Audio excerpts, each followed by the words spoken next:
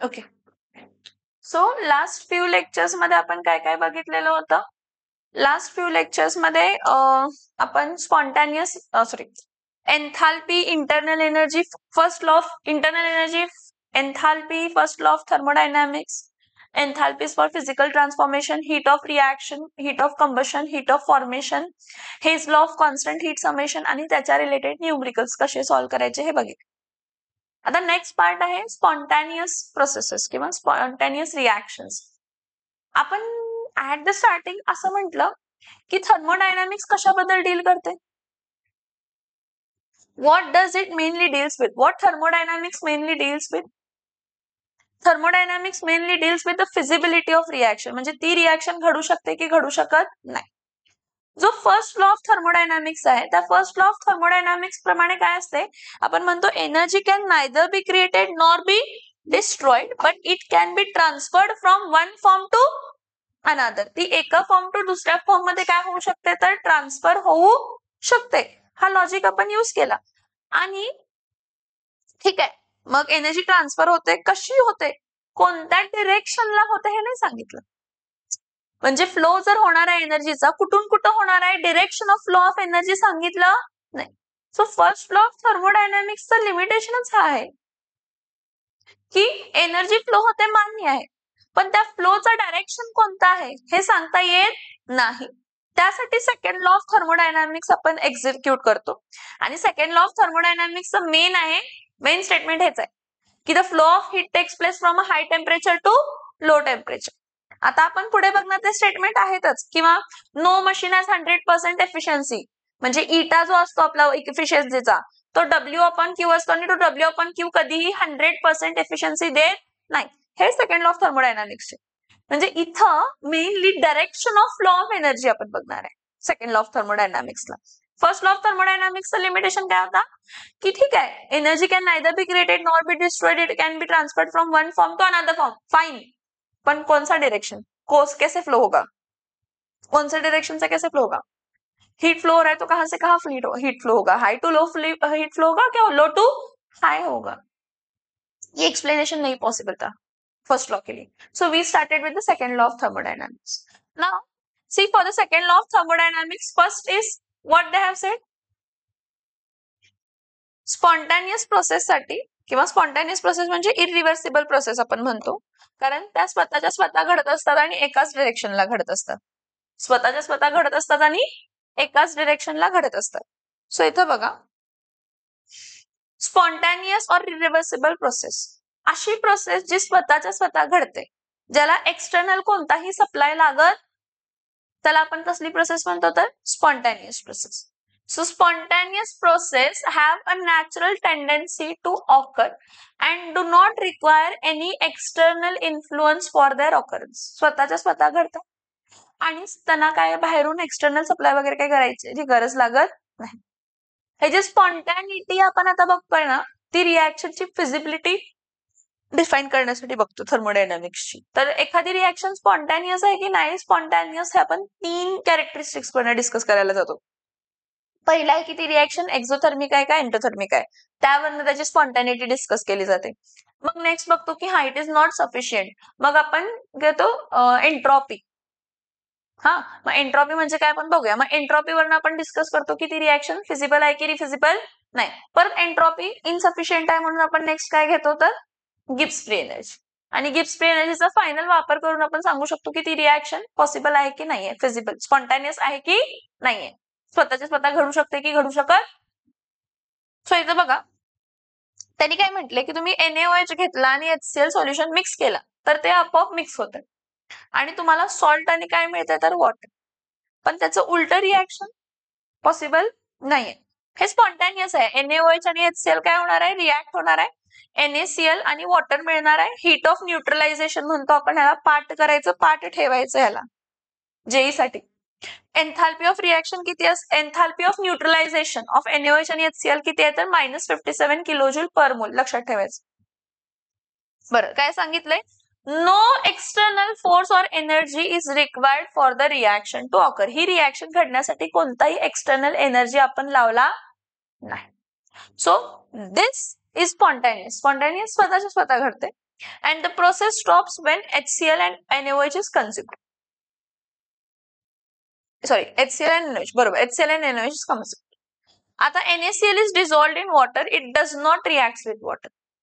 NaCl ला जर तुम्ही आता ह्याचं उलट घेतलं, NaCl घेतलं, पाण्यामध्ये डिझॉल्व्ह केलं, तर NaCl पाण्यामध्ये डिझॉल्व्ह होतो, पण तो वॉटर बरोबर रिॲक्ट होत नाही. काय देण्यासाठी? NaOH आणि HCl. है ना? So NaCl dissolves in water, it does not react with water to produce NaOH and HCl. तसंही बघितलं, NaCl dissolving water is also spontaneous process, but it's not, reaction is not. Next, water कसं flow होतो काय? High level to low level. असं कधी बघितलंय का? Water low level to high level without external interference असं गेलंय, असं बघितलंय का? नाही. So water flows from a high level to a lower level. It is not necessary to apply external force. धबधब्यातला पाणी high level to low level. हा, motor लावून तुम्ही त्याला low level to high level, but it is an external force तुम्ही apply केला त्याला, म्हणजे ते स्पॉन्टॅनियस झालं नाही. So it is a spontaneous process. The flow ceases होते, स्टॉप होते. कधी? जेव्हा वॉटरचे दोन्ही लेवल काय होतात तर same. So the flow ceases when two level becomes equal और when the equilibrium is reached. Ice melt होतो आपल्या रूम टेम्परेचरला. हा, so ice melts spontaneously above what? 0 degree Celsius. Hot coffee is placed in our room, आपोआप cool होणार आहे, maintain, कारण flow of heat झालं, high temperature to low temperature. So hot coffee in a cup is placed in a room, cools down, releasing heat to the surrounding. This is a spontaneous process. मग spontaneous process म्हणजे कोणत्या process? अशा process ते स्वतःच्या स्वतः घडतात. It occur of its own and does not require any external agency to occur. आणि त्या सिंगल डायरेक्शनलाच घडतात. It proceeds in one direction and cannot take place in opposite direction unless an external force is applied. What is applied? External force or stimulant is present. Now, the spontaneous process can be rapid or slow, or spontaneity is not concerned with the rate of reaction. Spontaneous process fast पण असू शकते किंवा slow. हे बघा, thermodynamics कधीही rate of reaction बद्दल deal करत नाही. हा, प्रोसेस आहे स्पॉन्टॅनियस आहे, स्वतःच्या स्वतः घडते, मग ती किती स्पीडनं घडते त्याच्याशी मतलब नाही.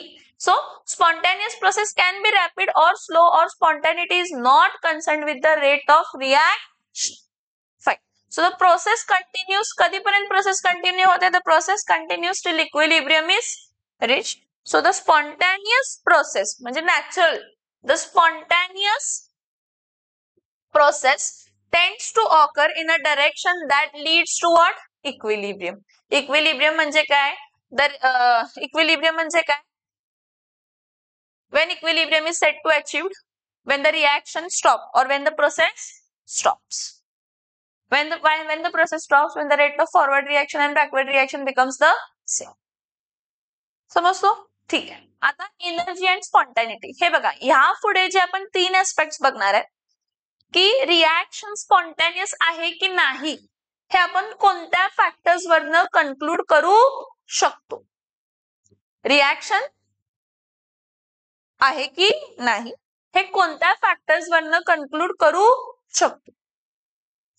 तर रिॲक्शन स्पॉन्टॅनियस आहे की नाही सगळ्यात पहिला एन्थाल्पी ऑफ रिॲक्शन वरनं डिस्कस केली जाते. हा, त्यामध्ये दिलंय एनर्जी अँड स्पॉन्टॅनिटी. आता कोणती रिॲक्शन स्पॉन्टॅनियस असते? नॉर्मली जेवढ्या काही एक्झोथर्मिक रिॲक्शन्स आहेत, कसल्या रिॲक्शन्स आहेत त्या स्पॉन्टॅनियस कन्सिडर केल्या गेल्या. फॉर एक्झाम्पल, वॉटर आहे, आईस. हा, आईस जो आहे नॉर्मली आपण नॉर्मल टेम्परेचरला ठेवतो. काय होतं? आईस काय होतंय? आईस काय होता? मेल्ट झालं. सॉरी मी उलट सांगते. सॉरी मी हे सांगते तसं, काय म्हणतात त्याला, लिमिटेशन सांगते. नॉर्मली एखादी रिॲक्शन लक्षात घ्या की असं सांगितलं की most of the exothermic reaction काय आहेत तर स्पॉन्टॅनियस. यश कुठे आहे? का? बरं, इथं बघा, मोस्ट ऑफ द रिॲक्शन जे स्पॉन्टॅनियस आहेत त्या एक्झोथर्मिक आहेत असं कन्सिडर केलं जातं. म्हणजे अशी रिॲक्शन जी इझिली हीट इव्हॉल्व करते that is an exothermic process. कोणतीही एक्झोथर्मिक प्रोसेस, ज्या ज्या प्रोसेस एक्झोथर्मिक आहेत म्हणजे ज्या ज्या केसमध्ये हीट बाहेर पडते त्या सगळ्या रिॲक्शन स्पॉन्टॅनियस आहेत असं कन्सिडर केलं जातं. ठीक आहे, पण त्याला लिमिटेशन आहे. लिमिटेशन काय आहे? तुम्ही आईस घेतला आणि आपल्या नॉर्मल टेम्परेचरला ठेवला, ते काय होते? आईस मेल्ट होते, आपोआप मेल्ट झालं ना. कसं मेल्ट झालं? तर त्यानं सराउंडिंगची हीट ऍब्झॉर्ब केली. म्हणजे ती प्रोसेस काय होती? एंडोथर्मिक. एंडोथर्मिक होती तरी पण काय झाली? स्पॉन्टॅनियस. म्हणजे फक्त एक्झोथर्मिक रिॲक्शन स्पॉन्टॅनियस आहेत असं म्हणू शकत नाही. मी तुम्हाला म्हटलं 3 ऍस्पेक्ट. 3 ऍस्पेक्ट वरनं स्पॉन्टॅनिटी डिसाइड करतो. पहिला ऍस्पेक्ट ऑफ स्पॉन्टॅनिटी काय आहे? तर एक्झोथर्मिसिटी किंवा endothermicity of the reaction. So mostly ज्या रिॲक्शन एक्झोथर्मिक आहेत, एक्झोथर्मिक म्हणजे ज्या केसमध्ये हीट काय होते? इव्हॉल्व, त्या स्पॉन्टॅनियस कन्सिडर केल्या जातात. पण हा जो एक्झोथर्मिसिटी जो कंडिशन आहे, it is not a sufficient condition. कसला कंडिशन नाहीये? सफिशियंट. कारण का? वॉटर म्हणजे आईस जो आहे तो मेल्ट होतो वॉटरमध्ये. हे एंडोथर्मिक प्रोसेस आहे. कसली प्रोसेस आहे? आणि हीट ऍब्झॉर्ब झाली. तरी पण एंडोथर्मिक प्रोसेस असून पण काय? स्पॉन्टॅनियस. म्हणजे फक्त एक्झोथर्मिसिटी डिफाईन करू शकत नाही की ती रिॲक्शन स्पॉन्टॅनियस आहे की स्पॉन्टॅनियस नाही. ठीक आहे, एनर्जी अँड स्पॉन्टॅनियस मध्ये बघा, स्पॉन्टॅनिटी मध्ये बघा. The spontaneous reaction takes place in a direction in which energy of the system is lowered. Energy of system is lowered म्हणजे हीट बाहेर पडायला पाहिजे.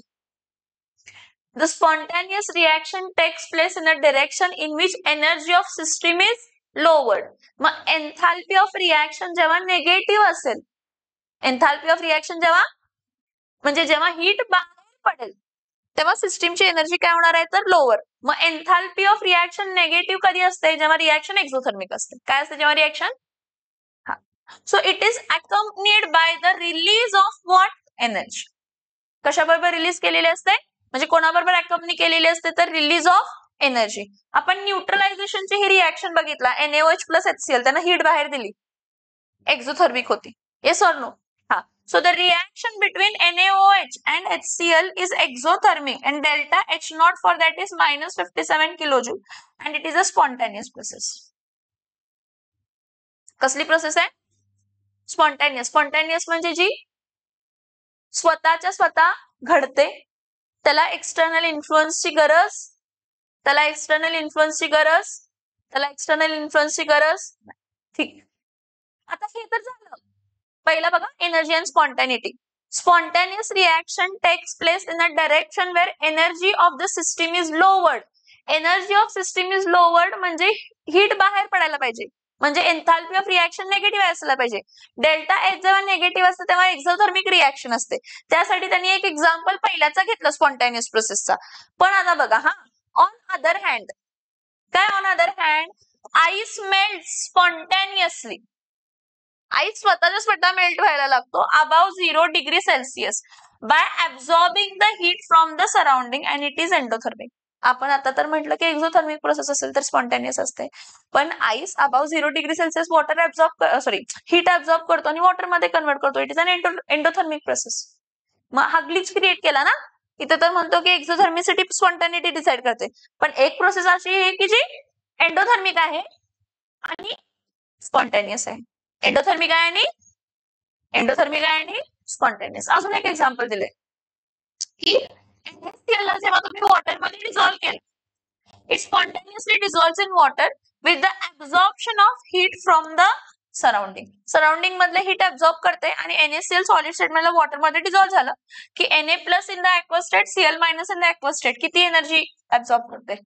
3.9 किलोजूल पर मोल. ही पण स्पॉन्टॅनियस प्रोसेस होती. कोणती प्रोसेस होती? म्हणजे अशाही प्रोसेस आहेत की जे स्पॉन्टॅनियस आहेत आणि काय आहेत तर एंडोथर्मिक आहेत. सो फक्त आपण एक्झोथर्मिसिटी किंवा एंडोथर्मिसिटीवरनं एखादी रिॲक्शन स्पॉन्टॅनियस आहे किंवा स्पॉन्टॅनियस नाही असं डिफाईन करू शकत नाही. सो एक्झोथर्मिसिटी और endothermicity is not the criteria for the spontaneity of the reaction to decide if the reaction is spontaneous और नॉट. सो इथं काय म्हटले, so this are endothermic and spontaneous processes. It is therefore clear that exothermicity is not the sufficient criteria for deciding of spontaneity. So there's need to be another factor to describe the spontaneity. मग तो another factor to decide the spontaneity काय आहे तर entropy. Now what is entropy? Entropy is the thermodynamic property and it is defined as the measure of degree of randomness of the particles. कोणाचं measure? Measure of degree of randomness of the particles. म्हणजे जेवढे जास्त particle randomly फिरत आहेत तेवढी जास्त entropy. जेवढे जास्त कॉन्स्टिट्यूएंट पार्टिकल रॅन्डमली काय होत आहे, मूव्ह होत आहे, तेवढी जास्त त्याची काय येणार आहे तर एंट्रोपी. आता बघा, एखादा सबस्टन्स सॉलिड स्टेट मध्ये आहे, लिक्विड स्टेट मध्ये आणि गॅशियस स्टेट मध्ये आहे. सॉलिड स्टेट मध्ये कॉन्स्टिट्यूएंट पार्टिकल टाइटली पॅक्ड असणार आहे, लिक्विड मध्ये constituent particle slightly away from each other असणार आहेत आणि गॅस मध्ये constituent particle far away from each other असणार आहेत. मग कशामध्ये एंट्रोपी सगळ्यात जास्त असणार आहे? आपण म्हणतो entropy is the measure of degree of randomness of a particle. So measure of degree of randomness of a particle जर आपण म्हणतो तर बघा, इथे एक एक्झाम्पल दिले, वॉटर आईस जर घेतला तर हायली ऑर्डर्ड आहे, त्यामध्ये वॉटर मध्ये घेतला तर slightly away from each other आणि गॅस मध्ये घेतला तर highly away from each other. मग मला सांगा ह्यामध्ये काय आपण म्हणू शकतो? हायली डिसऑर्डर्ड कोण आहे? गॅस. म्हणजे गॅसची एंट्रोपी सगळ्यात काय असणार आहे तर जास्त. गॅसची एंट्रोपी सगळ्यात काय असणार आहे? गॅसची एंट्रोपी सगळ्यात काय असणार आहे? जास्त. परत entropy is a state function. Entropy कसला फंक्शन आहे? स्टेट फंक्शन आहे. तर मी final entropy minus initial entropy म्हणजे चेंज इन एंट्रोपी फाइंड करू शकते, डेल्टा एस फाइंड करू शकते. काय फाइंड करू शकते? Delta S. आता हे बघा, आपल्याला हे माहित आहे, काय माहित आहे की आपण कायम सिस्टीम कन्सिडर करताना कसं कन्सिडर करतो? एक कंटेनर आहे, हा एक कंटेनर मध्ये गॅस अंडर स्टडी आहे आणि त्याला पिस्टन लावलेला आहे. काय लावलेलं आहे? पिस्टन वगैरे लावलेलं आहे. मग ही काय झाली? सिस्टीम. आणि हे काय झालं? सराउंडिंग. Yes or no? मग गॅस जी इन द सिस्टीम आहे त्याची काहीतरी एंट्रोपी असणार आहे, सराउंडिंग मध्ये जे काय त्याची पण काहीतरी एंट्रोपी असणार आहे. तर कायम लक्षात घ्या, ह्याच्या पुढे delta S total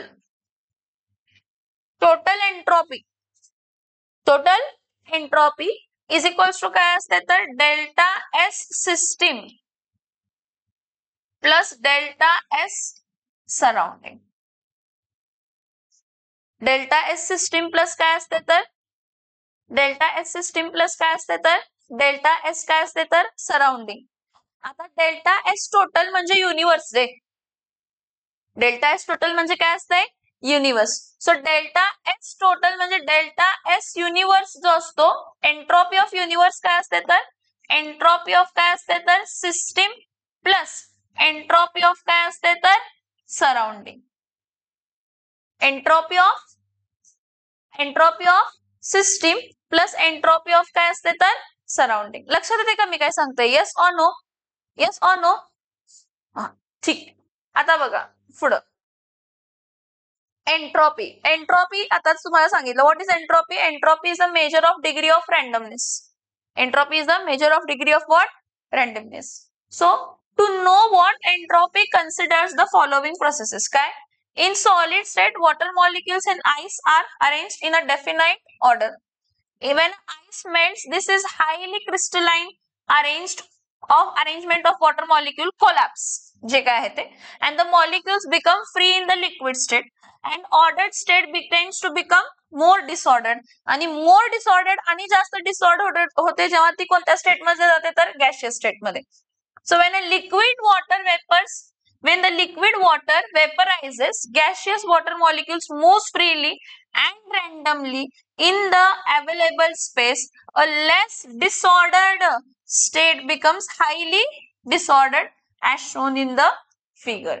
So during the melting of ice or the vaporization of liquid water, the disorder or randomness increases. So the disorder or randomness is measured by the entropy,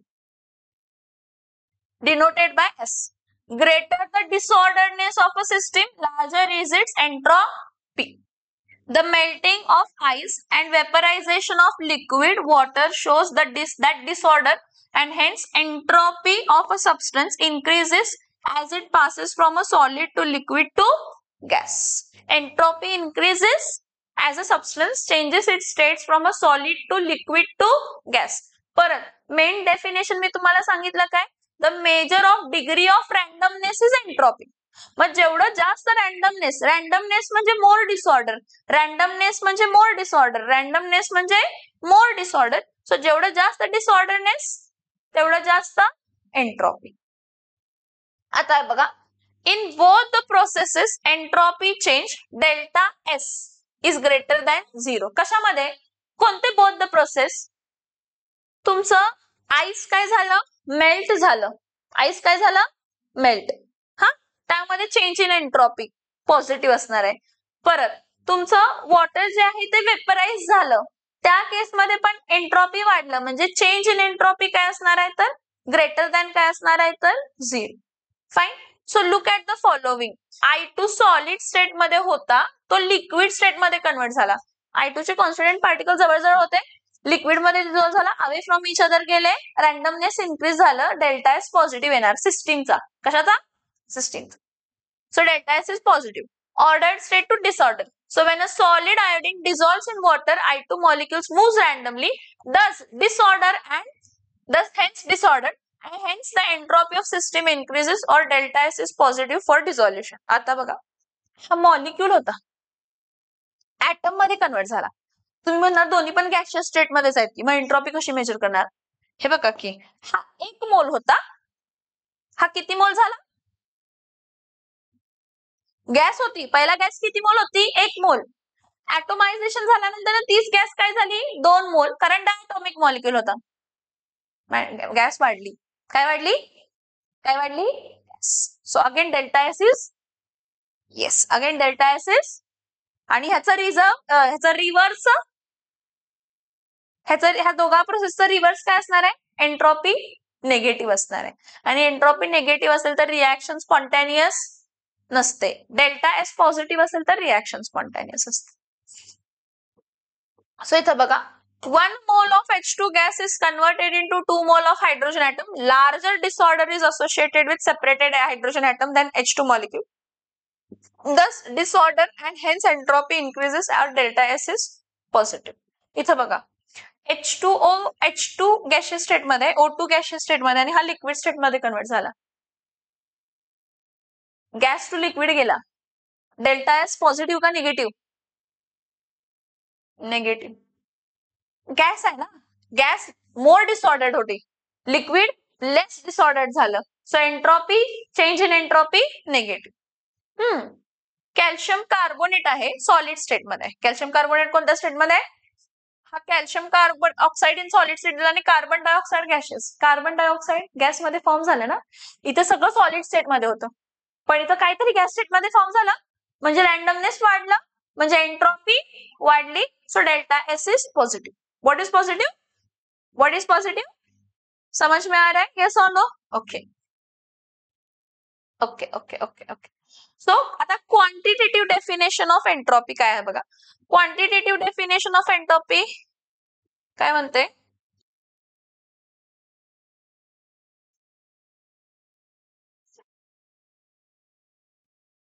ती म्हणते सिस्टीमची. कशाची? सिस्टीमची एंट्रॉपी.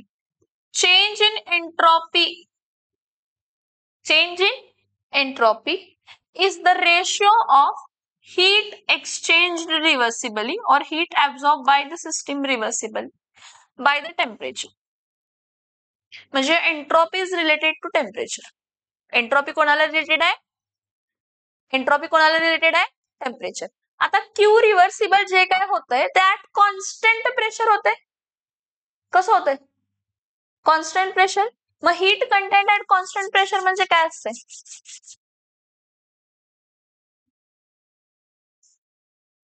क्यूपी. हा, QP काय असते? QP is equals to heat content at constant pressure is equals to delta H, that is change in काय असते तर एन्थाल्पी. सो आपण जर डेल्टा एच सिस्टीम घेतला, मी जे सांगते ते लक्षात घ्या. Delta H system is equals to काय असते तर डेल्टा एच सिस्टीम अपॉन काय असते टेम्परेचर.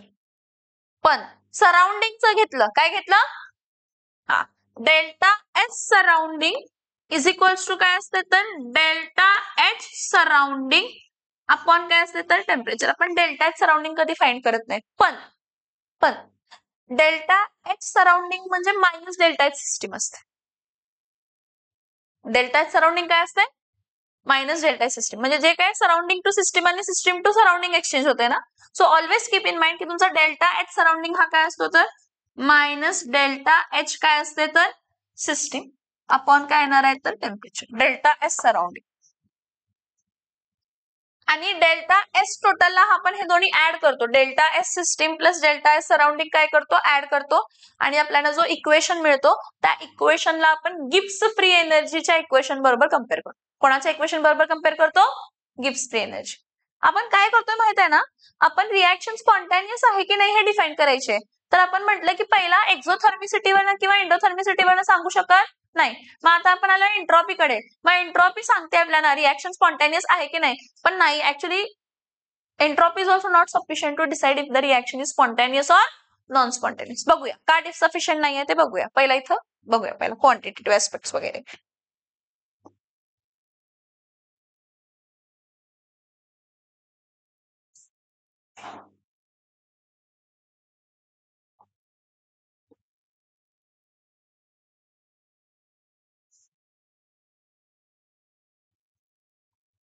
सो इथं बघा entropy is a measure of molecular disorderness or randomness and entropy change of a system delta S system. See entropy is also state function. So state function आहे तर change in entropy find करू शकतो आपण. So an entropy of system is equal to the amount of heat transferred to it in a reversible manner divided by the temperature. Divided by the सोप्या भाषेत change in entropy for the system is equals to Q reverse ratio of Q reversible to the temperature.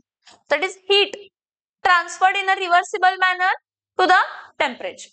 So which is the transfer takes place as delta S is equals to Q reversible upon काय येणार आहे तर temperature. So Q reversible जर घेतला तर Q जो आहे हा कशामध्ये येतो तर जूल्स मध्ये आणि टेम्परेचर कशामध्ये येतो तर केल्विन मध्ये. जूल पर केल्विन. आता entropy or its change is a state function and it is depending only on the initial and the final state of the system and not on the path functions connecting the two states. आता बघा हा थोडंसं इथं काय काय होते ते बघा आणि मग आपण कन्क्लुजन कडे डिफाइन करतो की delta S is not sufficient spontaneity decide करण्यासाठी. Who is not sufficient delta S. So बघा when heat is added to the system the molecular motion increases. System मध्ये जर तुम्ही हीट ऍड केला तर काय होणार आहे मॉलिक्युलर मोशन इन्क्रीज होणार आहे आणि रॅन्डमनेस इन्क्रीज होणार आहे ओव्हनिंग to increase of the kinetic energy. This results in increased molecular disorder and hence entropy of the system increases. So delta S is proportional to what? Q reversible. म्हणजे जर तुम्ही system मध्ये heat add केला तर randomness वाढणार आहे. हे बघा सॉलिड आहे सॉलिड लिक्विड कधी कन्वर्ट होतो सॉलिड टू लिक्विड हीट दिल्यावर लिक्विड टू गॅस हीट दिल्यावर.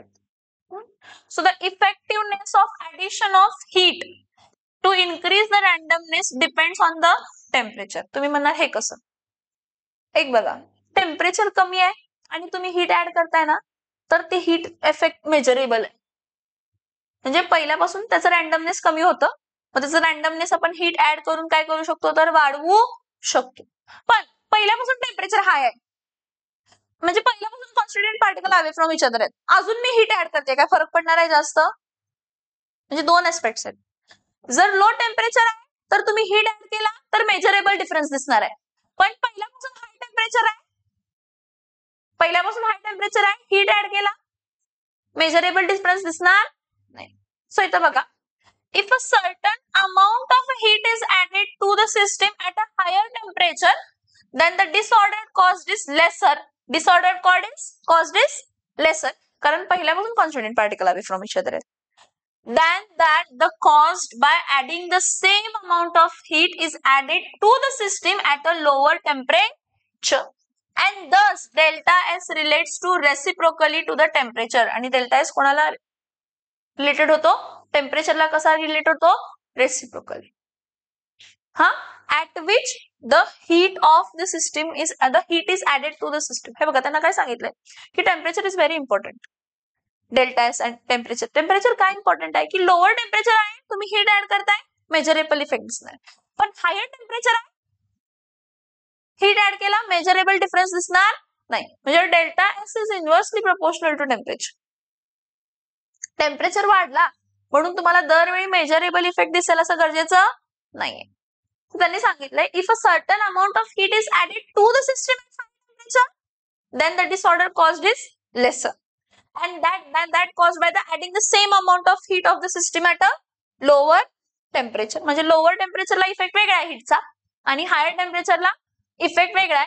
So entropy is related to temperature in a reversible manner. कसला मॅनर? मला माहित आहे थोडस हे डोक्यात घ्यायला कन्फ्युजिंग वाटतोय, पण आहे तसं घ्यायचं, आहे तसं घ्यायचं. काय delta S is equals to Q reversible आपण काय तर टेम्परेचर. ठीक. आता एंट्रोपी आणि स्पॉन्टॅनिटी काय म्हटलंय बघा. वॉटर परऑक्साइड होता, सॉरी पहिला entropy of increases when ice melts above 0 degree Celsius and water vaporizes at 100 degree Celsius. Measure of degree of randomness वाढलाय, एंट्रोपी वाढते म्हणजे डेल्टा एस पॉझिटिव्ह आहे. ठीक. फाईन. नेक्स्ट बघा हा H2O लिक्विड सेट मध्ये होता, H2O2 लिक्विड सेट मध्ये होता. तो H2O लिक्विड O2 गॅस मध्ये मिळाला ना O2. हा म्हणजे एक लिक्विड होता त्यापासून तुम्हाला गॅस ही मिळाली, एंट्रोपी वाढली. काय वाढली? Entropy. So entropy increases due to formation of O2. Next condition बघा. From the above example it is clear that entropy of system increases in the spontaneous process. Entropy काय होते? Entropy of a system increases in the spontaneous process. आता ह्या केसमध्ये 2H2 in the gaseous state plus O2 in the gaseous state, 2H2O in the liquid state आहे. Delta S minus 327 kilojoule पर मोल आहे. ही reaction fuel सेलची आहे. कोणती आहे? Fuel sale. आपण इलेक्ट्रोकेमिस्ट्री मध्ये बघणार आहे की दोन टाइप ऑफ रेडॉक्स रिएक्शन असतात, स्पॉन्टॅनियस आणि नॉन स्पॉन्टॅनियस रेडॉक्स रिएक्शन. ही रिएक्शन स्पॉन्टॅनियसच आहे की तुमचा H2 इलेक्ट्रॉन काय करतो? लूज, आणि O2 इलेक्ट्रॉन काय करतो? गेन. आणि loss of electron is equals to gain of electron होते आणि OH बॉन्ड फॉर्मेशन होते आणि त्यावेळी जी काही हीट रिलीज होते ती कन्वर्ट केली जाते इलेक्ट्रिसिटी मध्ये. ते एस्पेक्ट वेगळंच. पण मी काय सांगते बघा, इथे एंट्रोपी कमी झाले. H2 आणि O2 कोणत्या स्टेट मध्ये होता? गॅशियस, आणि त्याचं प्रोडक्ट लिक्विड स्टेट मध्ये मिळालं तर डेल्टा एस काय तर निगेटिव्ह. पण ही रिॲक्शन स्पॉन्टॅनियस आहे. पण ही रिॲक्शन ही फ्युएल सेलची रिॲक्शन आहे, ही स्पॉन्टॅनियस प्रोसेस आहे. म्हणजे entropy change in entropy negative आहे आणि रिॲक्शन काय आहे? स्पॉन्टॅनियस. मग फक्त एंट्रोपी वरनं सांगू शकतो का ती रिॲक्शन स्पॉन्टॅनियस आहे की नाही? म्हणजे आता इथे असंही दिसलं की थोड्या रिॲक्शनची चेंज इन एंट्रोपी काय आहे? निगेटिव्ह, पण रिॲक्शन काय आहे? Spontaneous. Best example fuel cell. हे H2O2 ऑस्ट्रेलिया वगैरे मध्ये हे वापरतात फ्युएल सेल्स, माहित आहेत ना? इथेनॉल वगैरे आपण वापरतोय माहित आहे का? हा, it is a kind of fuel cell. This is a fuel cell type only. मग फ्युएल सेल टाइप मध्ये H2 आपोआप इलेक्ट्रॉन लूज करतो आणि O2 आपोआप इलेक्ट्रॉन काय करतो? गेन. त्याला एक्सटर्नल इन्फ्लुएन्सची गरज नाही आणि वॉटर फॉर्म होते. मग ठीक आहे की तुमचा H2 गॅशियस स्टेट मध्ये होतो, O2 पण गॅशियस स्टेट मध्ये होते. टोटल 3 मोल्स ऑफ गॅशियस होते आणि 2 मोल्स ऑफ लिक्विड मिळालं. म्हणजे गॅसमध्ये काहीच नाही, म्हणजे एंट्रोपी कमी झाली. एंट्रोपी कमी असून reaction spontaneous.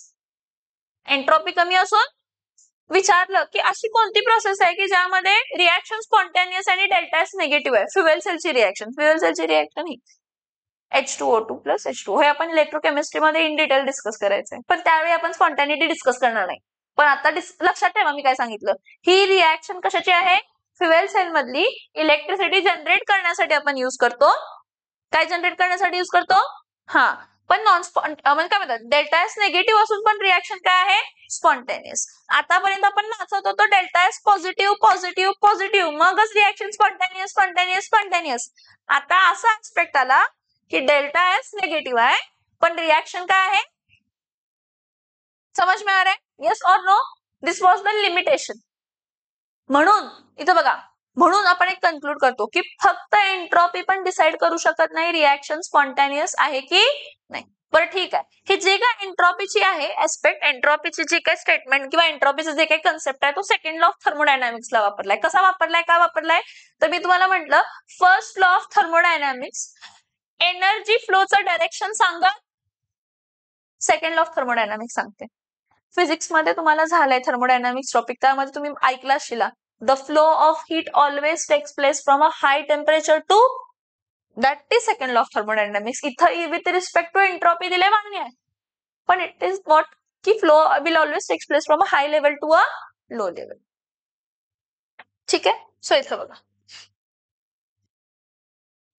second law of thermodynamics. The second law of thermodynamics states that total entropy of system and its surrounding म्हणजे कोण सांगा total entropy of system and surrounding म्हणजे काय डेल्टा एस टोटल म्हणजे delta S system plus delta S surrounding ही वाढतच असते greater than 0.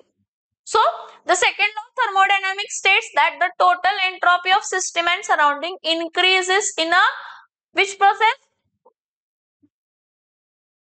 एखादीच process जर स्पॉन्टेनियस आहे तर सिस्टीम आणि सराउंडिंगचा रॅन्डमनेस वाढणार आहे.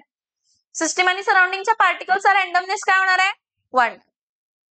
सो डेल्टा एस टोटल म्हणजे काय असतं delta S system plus delta S is always greater than 0. मान्य आहे आपण हे बघितलं हा एक ड्रॉबॅक बघितला पण आपण सेकंड लॉ ऑफ थर्मोडायनामिक्स एंट्रॉपीला अप्लाय करतोय. सेकंड लॉ ऑफ थर्मोडायनामिक्स एंट्रॉपीला अप्लाय करतो. ठीक आहे आता बघा हा H2O gaseous to H2O liquid, H2O to gas, H2O gas, H2 gaseous plus O2 gaseous gives H2O in the liquid state. ह्या केस मध्ये तुमचं एंट्रॉपी निगेटिव्ह असते पण तुमचं एन्थाल्पी काय असते तर निगेटिव्ह. आपण मागच्या पॉइंट मध्ये बघितलेलं का डेल्टा एच निगेटिव्ह असेल तर रिॲक्शन काय असते स्पॉन्टॅनियस असं म्हटलेलं ना yes or no yes or no. मग आपण असं म्हणतो की हा इथं एक तर क्रायटेरिया म्हणते की ती रिॲक्शन स्पॉन्टेनियस आहे आणि दुसरी क्रायटेरिया म्हणते की रिॲक्शन काय आहे नॉन स्पॉन्टेनियस आहे पण आहे तर रिॲक्शन स्पॉन्टेनियस पण आहे तर रिॲक्शन. मग मेन थर्ड ऍस्पेक्ट कोण आहे की तो रिॲक्शन स्पॉन्टेनियस आहे की नाही डिसाइड करणारा टेम्परेचर आहे. कोण आहे टेम्परेचर. मग त्याचं रिलेशन करून आपण गिब्स फ्री एनर्जी आणतो. काय आणतो मी जे सांगते ते लक्ष घ्या. आपण काय म्हटलं की H2 gases plus O2 gases H2O liquid ह्याचं डेल्टा एस निगेटिव्ह आहे म्हणजे ही रिॲक्शन नॉन स्पॉन्टेनियस असायला पाहिजे होती पण ही रिॲक्शन स्पॉन्टेनियस आहे कारण त्याचं enthalpy change in enthalpy negative at 98 kelvin. समझ में आ रहा है येस और नो. ठीक आहे आता बघा हा to find delta H total मला डेल्टा एच टोटल फाइंड करायचंय. काय फाइंड करायचंय आठवते का मी डेल्टा एस टोटल कसं फाइंड केलेलं delta S system plus delta S काय घेतलेलं तर सराउंडिंग आणि डेल्टा एस सराउंडिंग घेताना मी कसं घेतलं हे आठवते का हे आठवते का डेल्टा एस सिस्टीम म्हणजे delta H system upon T आणि नॉर्मली तुम्हाला डेल्टा एस सिस्टीम दिलेलं असतंय न्यूमरिकल मध्ये डेल्टा एस सिस्टीम दिलेलं असते. फाइंड काय करायचं असते delta S surrounding. Delta S surrounding काय असते डेल्टा एच सराउंडिंग अपॉन काय असते टेम्परेचर. मग मी काय म्हंटल delta H surrounding is minus delta H काय असते तर सिस्टीम. इथं बघा ती स्टेटमेंट इथं जस्टिफाय होते. To find delta S total we need to know delta H. So delta H for the reaction is minus 572 kilojoule. किती किलोजूल आहे minus 570 सिस्टीम साठी. कशासाठी सिस्टीम साठी. So when 2 moles of H2 and 1 mole of O2 gas combines to form 2 moles of liquid water, 527 kilojoule of heat is released. ती कोणाकडे जाणार आहे release झाल्यानंतर ना? मग डेल्टा एच सराउंडिंग काय असणार आहे? म्हणजे मायनस, याचा अपोजिट, म्हणजे याचं मायनस आहे तर त्याची व्हॅल्यू काय येणार आहे? प्लस. समझ में आ रहा है क्या? येस और नो? येस और नो? हा, काय म्हटलं? 2 moles of liquid water, हा, मग 527 kilojoule of heat is released which is received by the surrounding at a constant pressure and at 298 Kelvin. So the entropy change of the surrounding काय असणार आहे? हे लक्षात ठेवा, हे दिलेले स्टेटमेंट. हे लिहून पण घ्या कुठेतरी टेक्स्ट बुक मध्ये. काय? डेल्टा एस म्हणजे क्यू रिव्हर्सिबल अपॉन टेम्परेचर आहे. मग डेल्टा एस सिस्टीम म्हणजे delta H system upon temperature आहे. आणि डेल्टा एस सराउंडिंग म्हणजे काय असते? Delta H surrounding upon temperature. पण डेल्टा एच सराउंडिंग म्हणजे काय असते तर मायनस डेल्टा एच सिस्टीम. कारण सिस्टीम जर हीट लूज करते ते कोणाला जाणार आहे? सराउंडिंगला. सो तुमचं जे काही डेल्टा एच सिस्टीम आहे ते मायनस डेल्टा एच सराउंडिंग असते. म्हणजे delta H system is equals to minus delta H surrounding. Delta H system is equals to minus delta H surrounding.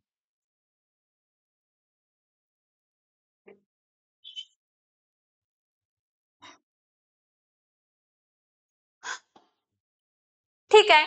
मग डेल्टा एच सराउंडिंग काय असते तर क्यू रिव्हर्सिबल अपॉन टेम्परेचर. बाळांनो, Q reversible upon temperature म्हणजे आपण काय घेतलं माहिती काय? Delta H surrounding is equals to minus delta H system upon temperature. So minus of minus 572 minus of, हा, अँड किलोजूलला जूल मध्ये कन्वर्ट करायचं. काय? किलोजूलला कशामध्ये कन्वर्ट करायचं? So 572 into 10 raised to 3 divided by 298. मिळालं काय? मिळालं. मग डेल्टा एस टोटल काय असणार आहे? Delta S system plus delta S काय येणार आहे? सराउंडिंग. किती आलं? 159. परत आता डेल्टा एस टोटल काय आलं? ग्रेटर दॅन काय आला? 0. म्हणजे पूर्ण युनिवर्स डेल्टा एस घेतला तो पॉझिटिव्ह येतोय. मग the reaction is the spontaneous. It follows that to decide the spontaneity of the reaction we need to consider the entropy of system as well as entropy of surrounding. फक्त system आणि surrounding वरनं सांगू शकत नाही की, म्हणजे delta S surrounding किंवा delta S system वरनं सांगू शकत नाही की ती प्रोसेस स्पॉन्टॅनियस आहे की नाही. तीच प्रोसेस स्पॉन्टॅनियस आहे की नाही हे डिसाइड करण्यासाठी मला डेल्टा एस टोटल सांगायला पाहिजे. बरं, ठीक आहे.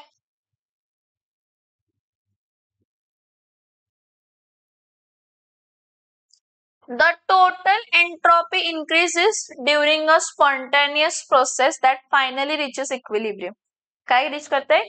इक्विलिब्रियम. इक्विलिब्रियम म्हणजे त्याच्या पुढे काय त्यामध्ये चेंज होणार नाही. काही चेंज होणार नाही, फिक्स्ड राहणार. So the equilibrium corresponds to maximum entropy. इक्विलिब्रियमला काय असते? एंट्रोपी काय आहे? मॅक्सिमम. समजतं एक्झाम? मतलब उसके आगे तो एंट्रोपी बढ़ने से रह गई. चेंज इन एंट्रोपी पॉसिबल नहीं है, क्योंकि जितना रैंडमली कॉन्स्टिट्यूएंट पार्टिकल को होना चाहिए था उतना रैंडमली कॉन्स्टिट्यूएंट पार्टिकल है. समझते मी काय सांगते? यस और no? So the total entropy changes and delta S total must be 0 for a process at equilibrium. मग ॲट इक्विलिब्रियमला तुमचा डेल्टा एस टोटल काय असायला पाहिजे तर 0 असेल. ठीक आहे, फाईन फाईन फाईन. आता बघा, जर डेल्टा एस टोटल पॉझिटिव्ह असेल तर आपण रिएक्शन काय म्हटली? स्पॉन्टॅनियस. म्हणजे फक्त डेल्टा एस सिस्टीम किंवा डेल्टा एस सराउंडिंग वरनं रिएक्शन स्पॉन्टॅनियस आहे हे सांगू शकत नाही. परत डेल्टा एस टोटल नेगेटिव्ह असेल तर प्रोसेस काय आहे तर नॉन स्पॉन्टॅनियस. आणि डेल्टा एस टोटल 0 आहे तर प्रोसेस काय आहे तर इक्विलिब्रियम. इक्विलिब्रियम कधी अचीव्ह झालेलं असतं किंवा मॅक्सिमम चेंज झालं, यापुढे चेंज होऊ शकत नाही. त्यावेळी डेल्टा एस टोटल आपण काय कन्सिडर करतो? 0. या केसमध्ये असं एक्सपेक्ट करा की डेल्टा एस सिस्टीम जर प्लस 30 किलोजूल असेल तर डेल्टा एस सराउंडिंग काय असेल तर मायनस 30 असते, म्हणून डेल्टा एस टोटल तुमचं 0 असतं. म्हणजे मॅक्सिमम रीच झालेलं असतं, त्यापुढे चेंज होऊ शकत नाही. ठीक. लास्ट बघा, गिब्स फ्री एनर्जी. एक बघा, मी फक्त एन्थाल्पी वरनं डिसाइड करू शकत नाही की रिएक्शन स्पॉन्टॅनियस आहे की नाहीये, किंवा मी कशावरनं कन्क्लूड करू शकत नाही? Entropy of the system delta S total of delta S system वरनं पण कन्क्लूड करू शकत नाही की रिएक्शन स्पॉन्टेनियस आहे की नाही. ठीक आहे, जरा इथं बघा काय मी जे आता करते ते बोर्डवरती ते बघा.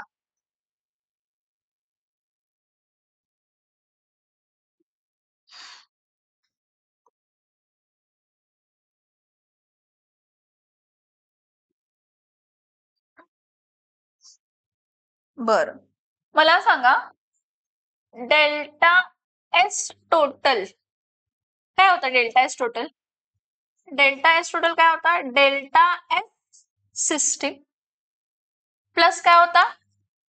डेल्टा एस काय होता तर? ठीक आहे. सो परत delta S system plus delta H surrounding म्हणजे मी तुम्हाला काय म्हटलं? Minus delta H system upon काय येणार आहे तर? Temperature. Yes or no?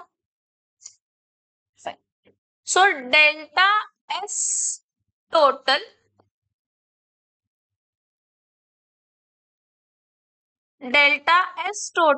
Is equals to काय येणार आहे तर? Delta S system minus delta H system upon काय येणार आहे तर? Temperature.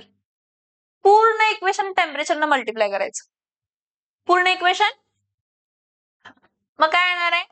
T delta S total is equals to T delta S system minus delta H काय आलं तर सिस्टीम. कारण बाळांनो आपल्याला मोस्टली डेल्टा एच सिस्टीम माहित असते, डेल्टा एस सिस्टीम माहित असते. समजते का? डेल्टा एस सराउंडिंग आपल्याला माहित नसते किंवा डेल्टा एच सराउंडिंग आपल्याला माहित नसते, म्हणून आपण हे कन्वर्ट करतो in terms of delta S system. ठीक है, अब मैं क्या करती हूँ, हेला रीअरेंज करते हैं. T delta S total is equals to minus delta H system plus T delta S काय करते? सिस्टीम. आणि ह्या सगळ्या इक्वेशनला मल्टिप्लाय बाय मायनस करते. ह्या सगळ्या इक्वेशनला मल्टिप्लाय बाय मायनस का करते हे मी सांगते, पण पहिला बघा मी जे करते त्याच्यात. Minus T delta S total minus T delta S total is equals two plus delta H काय येणार आहे तर? System minus T delta S काय येणार आहे तर? सिस्टीम. आणि मी हे दोन्ही सिस्टीमचे आहेत म्हणून डेल्टा एस सिस्टीम काय करू शकते? काढू शकते. म्हणजे सिस्टीम लिहायची गरज नाही आफ्टर सर्टन एस्पेक्ट. हे इक्वेशन इथपर्यंत समजलं मी काय केले ते? इथं बघा, गिब्स एनर्जी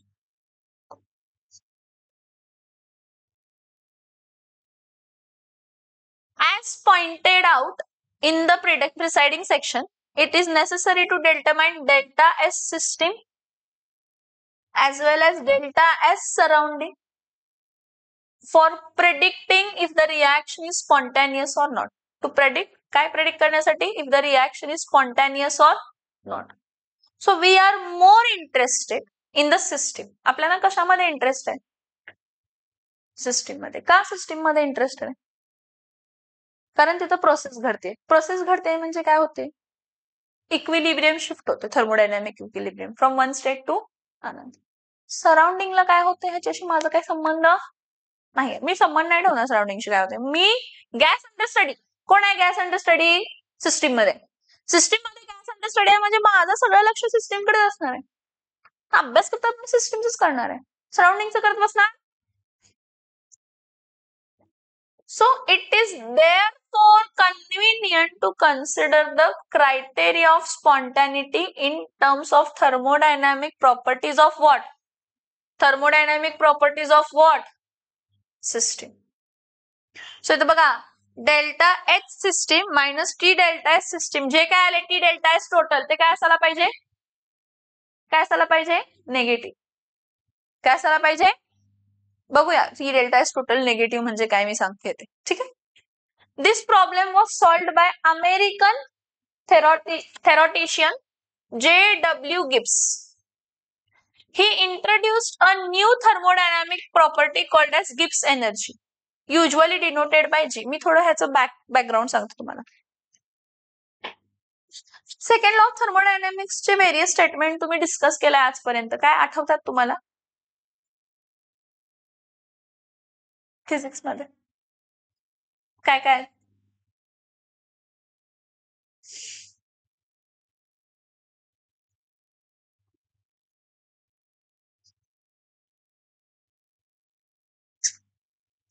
काय काय आहे?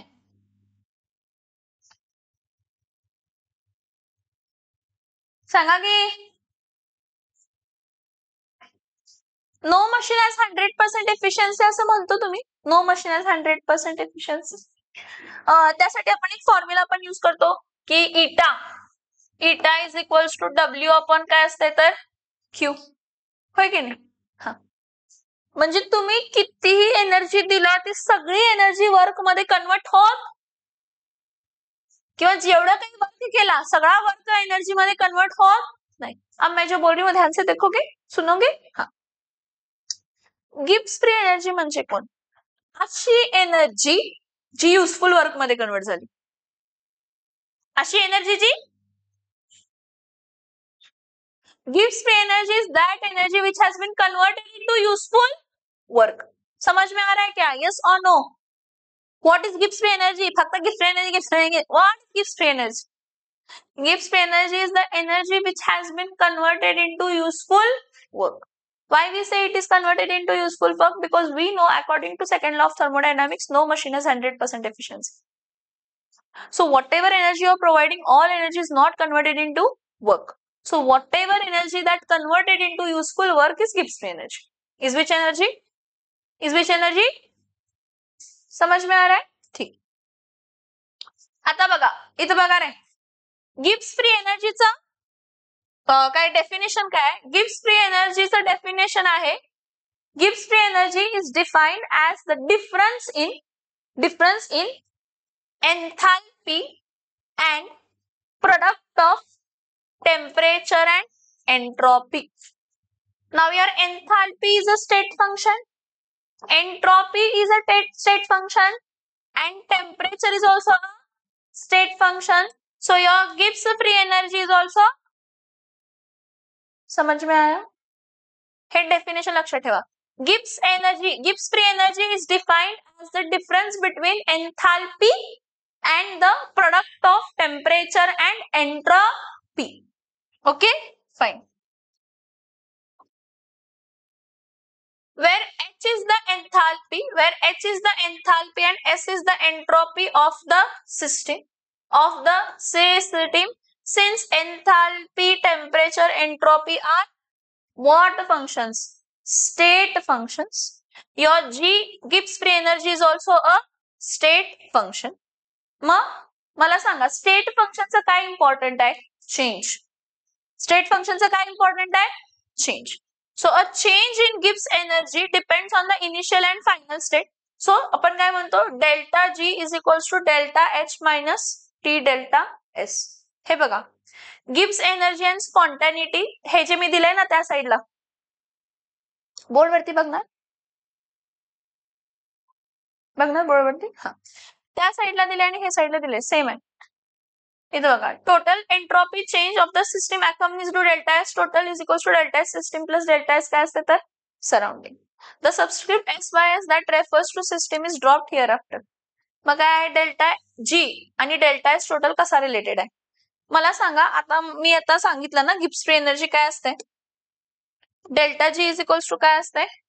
Delta G is equals to delta H minus काय होता? टी डेल्टा एस होता ना. Delta G is equals to delta S.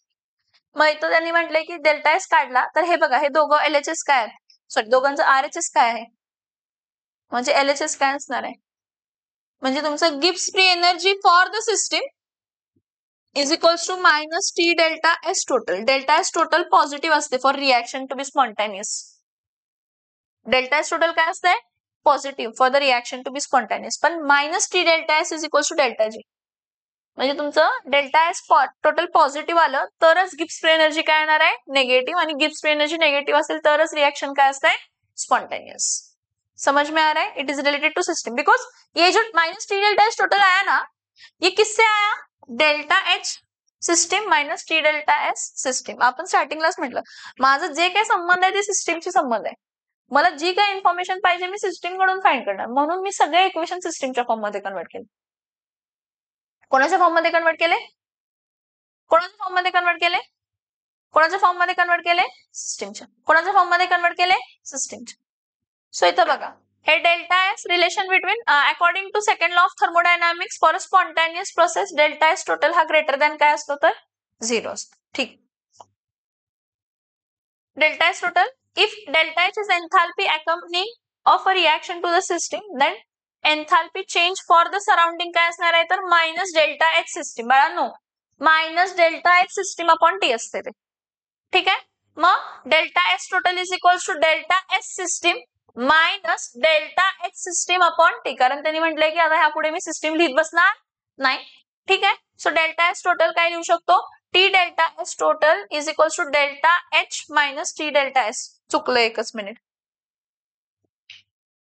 Minus T delta S total काय काय minus T delta S total is equals to delta H minus T delta S. हे equation मी तुम्हाला solve करून दिलेलं होतं. मला माहित आहे सबस्टिट्युटिंग म्हणजे कम्पेअर जर केला मी कोणता कम्पेअर केला? वरचा इक्वेशन. वरचा इक्वेशन कोणता इक्वेशन? वरचा इक्वेशन हा 4.35 जर मी कम्पेअर केला 4.35 कम्पेअर केला कोणाबरोबर? 4.35 कम्पेअर केला कोणाबरोबर तर 4.39 बरोबर. तर delta G is equals to काय येणार आहे तर मायनस टी डेल्टा एस. तुमची गिब्स फ्री एनर्जी नेगेटिव्ह असणार रिएक्शन स्पॉन्टेनियस असण्यासाठी. कारण आपण प्रूव्ह इथं केलं की delta G is equals to minus T delta S total. आणि आपण म्हटलं डेल्टा एस टोटल काय असायला पाहिजे? पॉझिटिव्ह. डेल्टा एस टोटल काय असायला पाहिजे? Positive for a reaction to be spontaneous. मग डेल्टा एस पॉझिटिव्ह आलं तर टी डेल्टा एस काय येणार आहे? Negative. T delta S negative म्हणजे गिब्स फ्री एनर्जी निगेटिव्ह. म्हणजे गिब्स फ्री एनर्जी निगेटिव्ह असेल तर reaction spontaneous. Gibbs free energy positive असेल तर रिएक्शन नॉन स्पॉन्टेनियस. आणि गिब्स फ्री एनर्जी 0 असेल तर reaction is at equilibrium. So इथं बघा for a spontaneous reaction delta H total हा ग्रेटर दॅन काय असतो? 0. आणि त्यामुळे डेल्टा जी काय असणार आहे? लेस दॅन 0 म्हणजे निगेटिव्ह असणार आहे. So at constant temperature and pressure gives free energy of a system decreases in the spontaneous process. So second law leads to the condition of spontaneity which leads to the following summarized equation.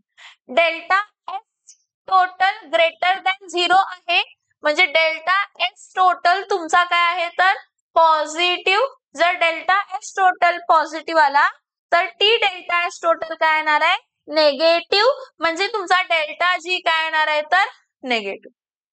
परत delta S total negative आला तर delta जी total काय येणार आहे? Positive. मग process non spontaneous. Delta S total 0 आहे तर delta जी 0 असणार आहे आणि रिएक्शन इज एट इक्विलिब्रियम असणार आहे. समझ में आ रहा है? यस और नो? यस और नो? यस और no? No.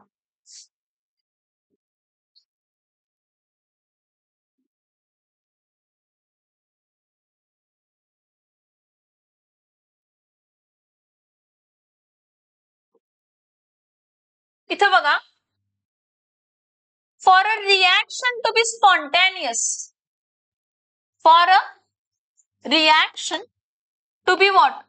For a reaction to be spontaneous मला काय delta G is equals to delta H minus T delta S हे 3 एस्पेक्ट्स आहेत.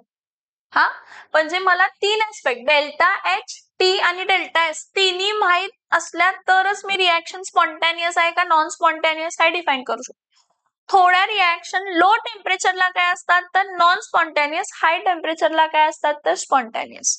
थोड्या रिएक्शन हाय टेम्परेचरला नॉन स्पॉन्टेनियस असतात आणि लो टेम्परेचरला काय असणार आहे तर स्पॉन्टेनियस. कसं बघूया? बरं इथं बघा मी जे सांगते ते जरा प्लीज प्लीज प्लीज प्लीज लक्ष देऊन बघा because this is very important point of this topic. Delta G negative reaction काय असणार आहे? Spontaneous. Delta G negative reaction काय असणार आहे? Spontaneous. Delta G positive reaction काय असणार आहे? रिॲक्शन काय असणार आहे? Non spontaneous. आपण एवढा सगळा लफडा करतोय तो कशासाठी करतोय? रिॲक्शन स्पॉन्टॅनियस आहे की नाही? का? आपण थर्मोडायनामिक्स स्टडी करतोय. थर्मोडायनामिक्स का स्टडी करतोय? Feasibility of the reaction. म्हणजे रिॲक्शन घडू शकते की घडू शकत? So feasibility is equals to spontaneity.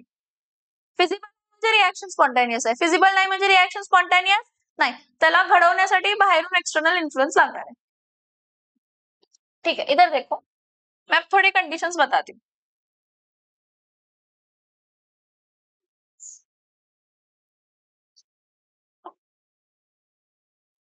Delta H, delta S temperature, delta G sorry delta G मग राहिलेलं स्पॉन्टॅनियस आहे की नाही आहे? स्पॉन्टॅनिटी. ठीक आहे. इथं बघा, इथं बघ ना, एक आहे की तुमचा डेल्टा एच पॉझिटिव्ह आहे आणि डेल्टा एस निगेटिव्ह आहे. एक ऍस्पेक्ट आहे. एक ऍस्पेक्ट आहे की डेल्टा एच निगेटिव्ह आहे आणि डेल्टा एस काय आहे तर पॉझिटिव्ह. एक ऍस्पेक्ट आहे की तुमचं दोन डेल्टा एच आणि डेल्टा एस काय आहे तर पॉझिटिव्ह. आणि एक आहे ऍस्पेक्ट की तुमचं डेल्टा एच आणि डेल्टा एस दोन्ही काय आहे तर निगेटिव्ह. बघूया आता काय होतंय. जर डेल्टा एच पॉझिटिव्ह आहे आणि डेल्टा एस निगेटिव्ह आहे, डेल्टा एच पॉझिटिव्ह आणि delta S negative, delta S negative म्हणजे मायनस मायनस काय होणार आहे? म्हणजे delta H plus T delta S येणार. ए अनुज आणि यश प्लीज इथं लक्ष द्या. प्लीज मला इरिटेट करू नका. खूप इम्पॉर्टंट पॉईंट झालाय. माझं लिंक तोडू नका प्लीज. डेल्टा एच पॉझिटिव्ह आहे आणि डेल्टा एस काय आहे तर निगेटिव्ह. डेल्टा एच पॉझिटिव्ह ठीक आहे. डेल्टा एस जर निगेटिव्ह असेल तर हा इकडचा मायनस आणि हा मायनस, मायनस मायनस मतलब डेल्टा जी आपका क्या हुआ? ऍट एनी टेम्परेचर, टेम्परेचर कोणताही असू दे, लोअर बिवर काहीच नाही, लोअर हायरचा संबंधच येत नाही. कोणत्याही टेम्परेचरला जर तुमचा डेल्टा एच पॉझिटिव्ह असेल आणि डेल्टा एस काय असेल निगेटिव्ह, तर तुमची गिब्स फ्री एनर्जी काय येणार आहे? पॉझिटिव्ह. आणि रिॲक्शन काय असणार आहे?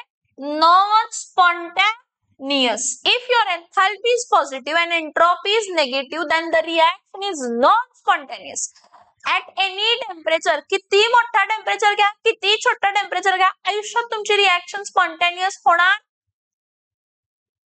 आयुष्यात तुमची रिॲक्शन स्पॉन्टॅनियस होणार. समझ में आ रहा है जो मैं बोल रही हूँ? ठीक. आता परत परत डेल्टा एच काय आहे? निगेटिव्ह आणि डेल्टा एस काय आहे? पॉझिटिव्ह. म्हणजे हा पण मायनस, हा पण minus, minus minus become answer will come in minus.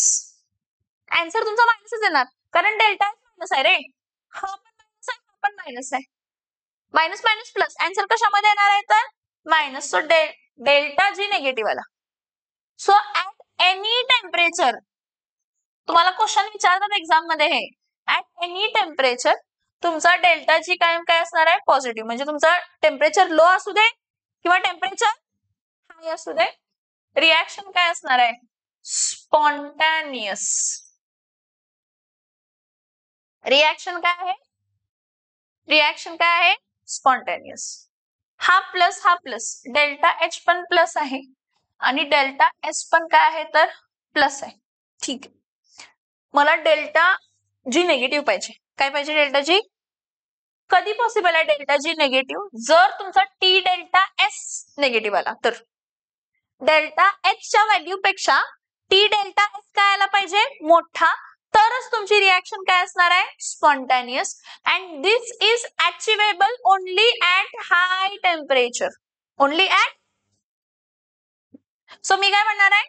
हे जर दोन्ही पॉझिटिव्ह आहेत तर at low temperature, at low temperature काय असणार आहे? डेल्टा जी तुमचा पॉझिटिव्ह असणार आहे आणि at high temperature delta G काय येणार आहे? निगेटिव्ह. समजते का? आपण काय म्हणू शकतो, जेव्हा दोन्ही प्लस प्लस आहे म्हणजे तुमचं एन्थाल्पी पण पॉझिटिव्ह आणि एंट्रोपी पण काय आहे? पॉझिटिव्ह. मग आपण त्यावेळी लिहिणार आहे non spontaneous, non spontaneous at low temperature and spontaneous at high temperature. समझ में आ रहा है? यही लफड़ा आहे आगे भी. काय आहे की तुमचा डेल्टा एच काय आहे निगेटिव्ह आणि डेल्टा एस काय आहे तर निगेटिव्ह. ठीक आहे, हा डेल्टा एच निगेटिव्ह आहे, हा डेल्टा एस निगेटिव्ह जर असेल तर हा मायनस मायनस काय झाला तर प्लस. तुमचा delta H plus T delta S positive यायला पाहिजे. कधी सांगा? तुमचं टेम्परेचर काय असतंय लो. म्हणजे इथं दोन कंडिशन आहेत की ऍट लो टेम्परेचर, कमी टेम्परेचर असेल तर तुमचा डेल्टा जी काय येणार आहे तर निगेटिव्ह, आणि जर टेम्परेचर हाय असेल, हाय टेम्परेचर असेल तर डेल्टा जी काय येणार आहे तर पॉझिटिव्ह. त्यावेळी आपण काय म्हणणार आहे, त्यावेळी आपण काय म्हणणार आहे, त्यावेळी आपण काय म्हणणार आहे, non spontaneous at low temperature, spontaneous at low temperature and non-spontaneous at high temperature. समजताय हा पॉइंट?